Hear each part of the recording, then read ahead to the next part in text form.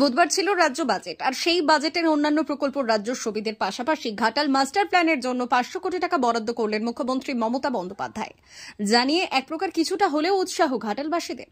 সেই সঙ্গে এই বরাদ্দের ঘোষণায় খুশি ঘাটালের সাংসদ অভিনেতা দীপক অধিকারী ওরফে দেব। এদিন দেব তার এক ভিডিও বার্তায় জানিয়েছিলেন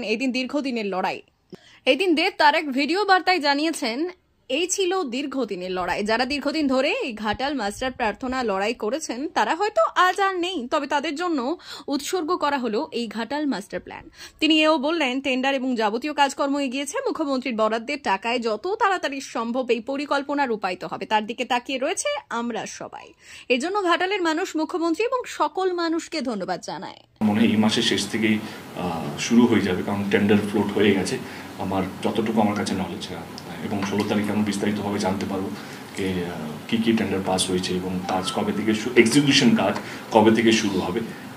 তো এইটুকু বলবো যে ঘাটালের মানুষদেরকে বলবো এটা আমার নয়, এটা আমার মনে হয় কি ঘাটালের দীর্ঘদিনের লড়াই যারা করেছেন, যারা হয়তো আজকে বেঁচে নেই, তারা হয়তো স্বপ্ন দেখেছিলেন কি কোনো না কোনো দিন এই ঘাটাল মাস্টার প্ল্যানটা হবে।